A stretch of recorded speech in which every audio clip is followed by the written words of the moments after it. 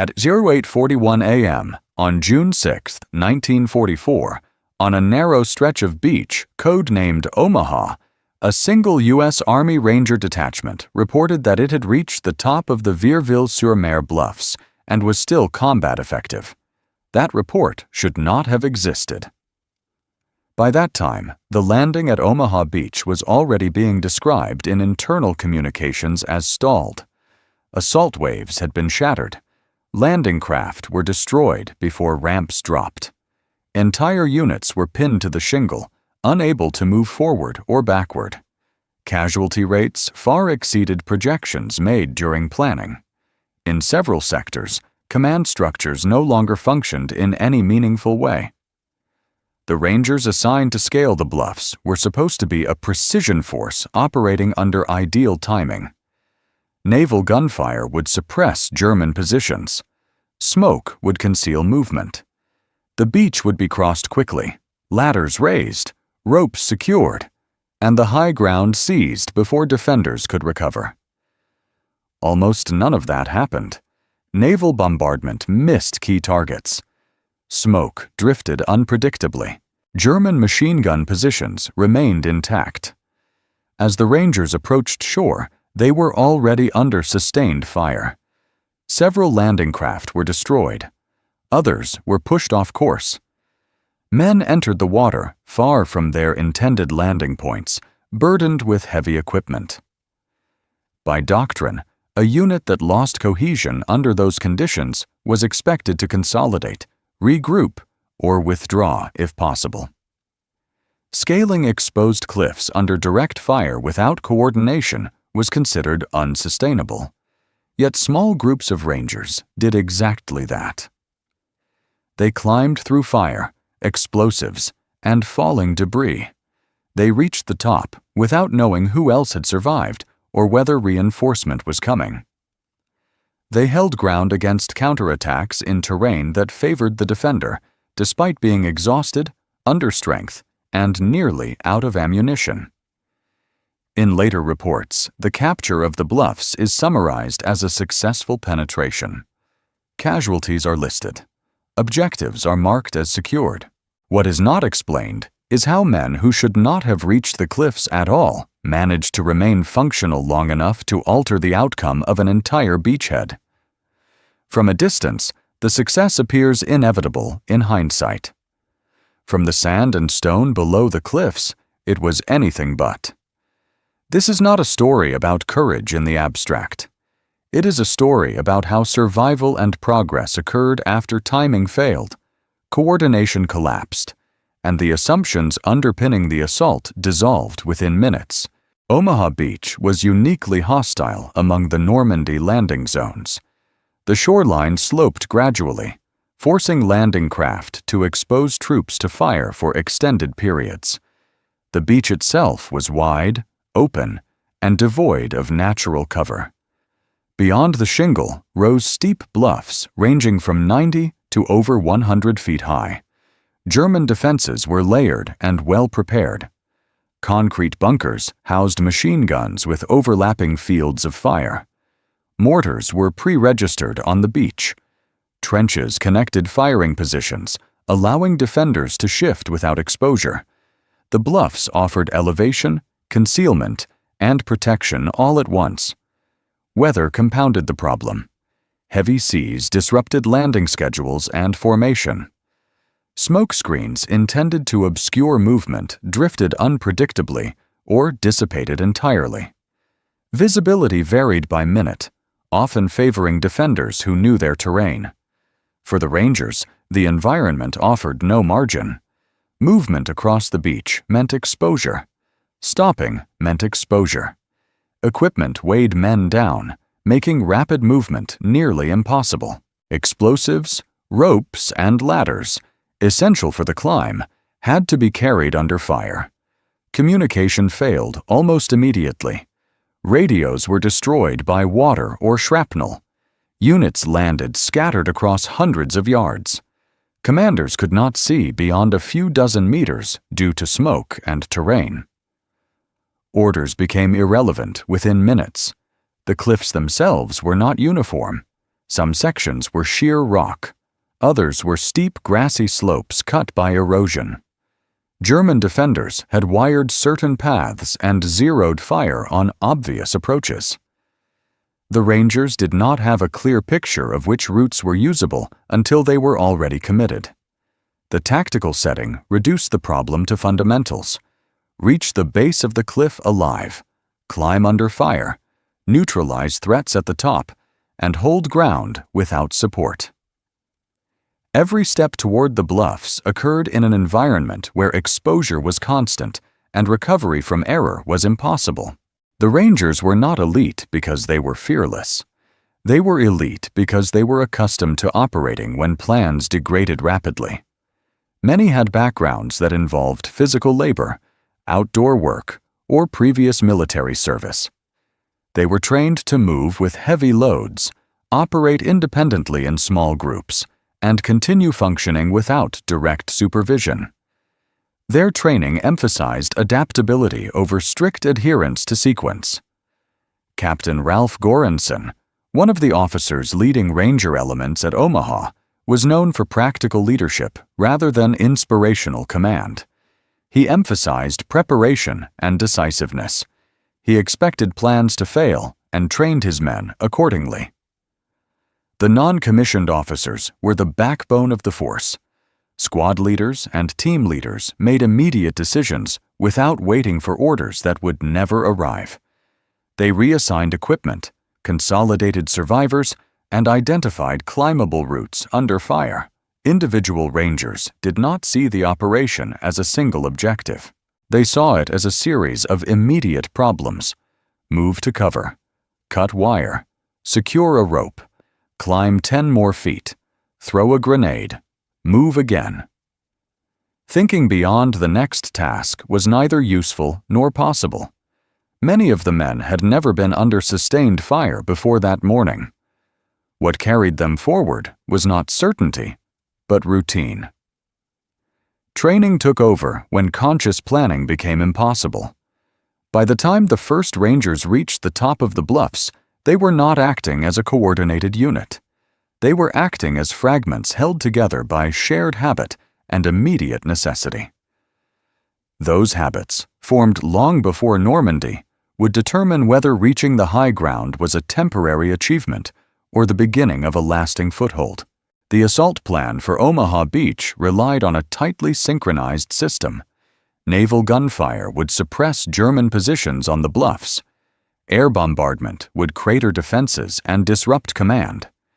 Infantry would land in organized waves, cross the beach behind armor, and move inland once exits were secured. Ranger units assigned to the high ground would operate within that structure, exploiting gaps created by firepower and timing. Every part of that system assumed precision. Naval gunfire was scheduled to lift at exact moments. Infantry waves were timed down to minutes. Engineer teams were meant to clear obstacles so that armor could move forward.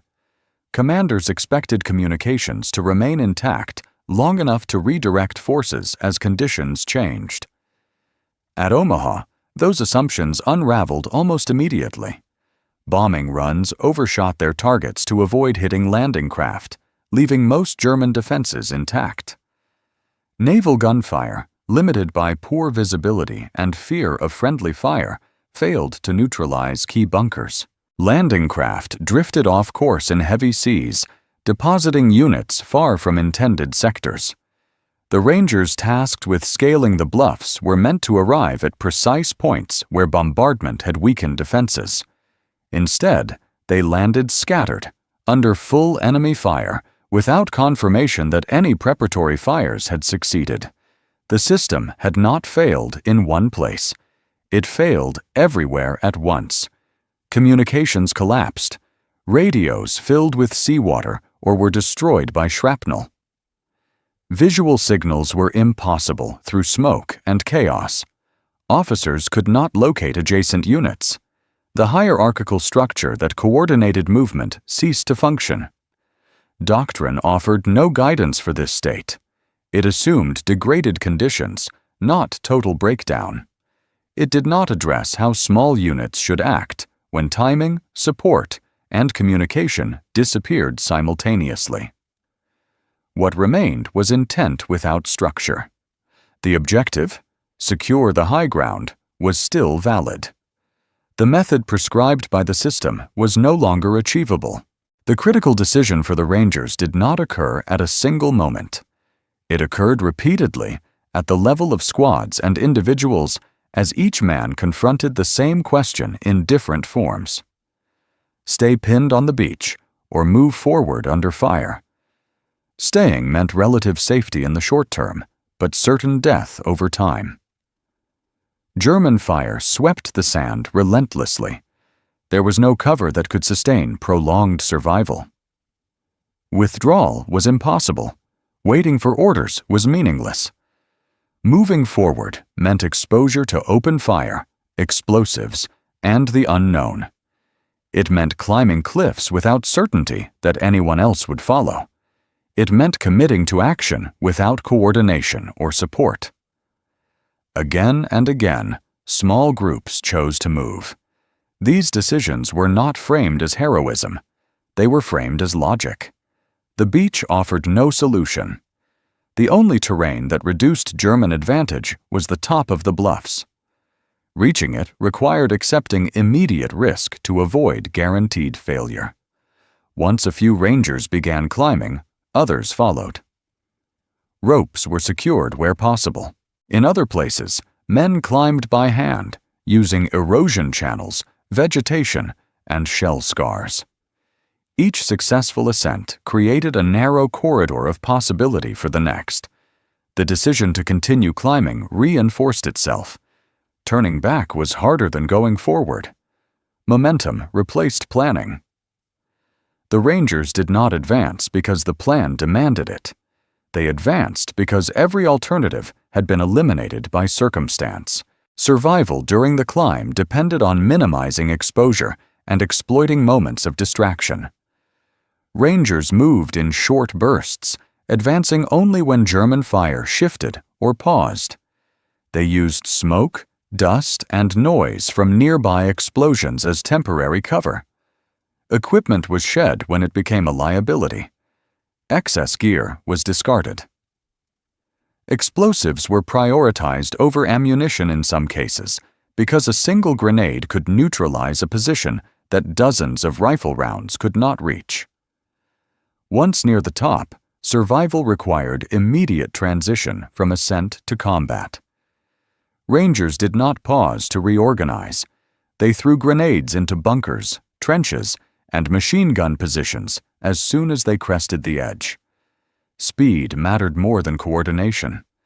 German defenders, oriented toward the beach, were often slow to react to threats emerging from unexpected angles.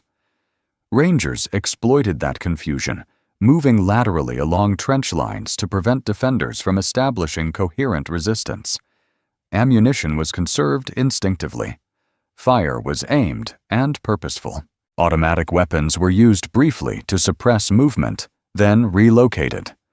Noise discipline was abandoned in favor of shock and disruption once contact occurred. Fatigue was immediate and severe. Climbing under load exhausted men before combat even began. Breathing was labored. Hands shook.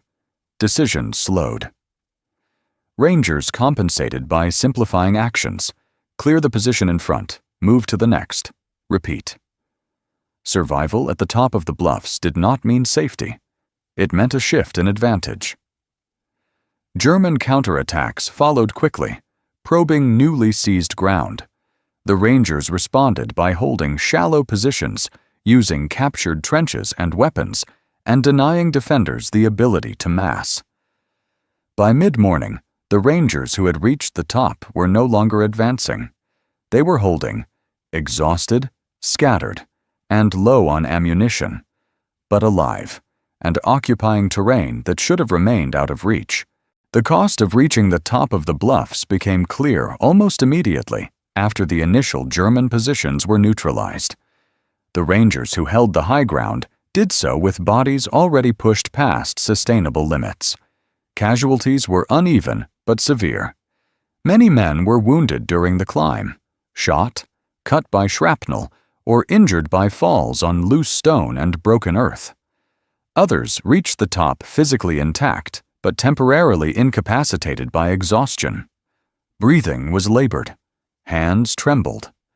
Simple tasks like reloading weapons or pulling grenade pins required conscious effort. Ammunition shortages became critical within hours. Much of the equipment intended for sustained combat had been lost in the surf or discarded during the climb. Rangers scavenged German weapons and ammunition when possible, not as a tactical preference, but as a necessity. Captured machine guns were turned against their former owners to compensate for losses. Command and control remained fragmented. Small groups operated independently, often unaware of who occupied adjacent positions. Orders, when they arrived, were relayed verbally and incompletely. Decisions were made locally, based on what could be seen and heard, rather than any coordinated plan. The terrain at the top offered limited protection. Trenches and bunkers provided cover, but they were designed to face the beach. Rangers had to reposition quickly to defend against counterattacks from inland. Each adjustment exposed them to new fire and further fatigue. Psychological strain accumulated without release. There was no sense of completion, no clear signal that the worst was over. Every movement inland raised the possibility of renewed contact. Every lull invited German artillery fire onto newly occupied positions. The Rangers had achieved the impossible task of reaching the Bluffs. What followed was the quieter, more difficult task of remaining functional after doing so. As the morning progressed, the broader Allied system began to reassert itself. Additional infantry units pushed inland. Naval gunfire adjusted to support positions beyond the beach. Armor found routes off the sand and into the countryside. What had begun as fragmented survival slowly transitioned into coordinated advance. The Rangers' foothold on the high ground proved decisive. German positions overlooking Omaha were compromised. Fields of fire that had dominated the beach were neutralized or abandoned. The landing, once close to failure, stabilized. At higher command levels, the success was absorbed rapidly into operational momentum. Reports summarized objectives secured and casualties sustained. The extraordinary circumstances of the climb were compressed into timelines and map annotations. Doctrine did not change immediately. The assault on Omaha was analyzed later, its failures acknowledged, and its successes explained in broad terms. The Rangers' actions became an example of adaptability rather than a prescribed method. For the men involved, recovery was uneven. Some returned to duty within days.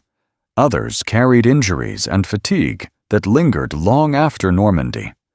The experience did not register as a single defining moment, but as an extended period in which survival depended on continuing to act after plans failed. The system moved forward, incorporating the result without fully capturing the cost. Today, the bluffs above Omaha Beach are quiet. Visitors walk paths where trenches once ran, and look down at a shoreline that appears calm and orderly, far removed from the chaos of that morning. History often presents the landing as a turning point achieved through overwhelming force. What it obscures is how close the outcome came to failure, and how much depended on small groups making practical decisions when structure collapsed and support vanished. The Rangers who climbed the bluffs did not do so because success was assured, or because the plan worked as intended. They moved because staying meant certain loss, because movement offered the only remaining option, and because discipline held when coordination did not. If preserving carefully researched, grounded stories like this matters to you, consider subscribing to the channel to support our team and help ensure these histories continue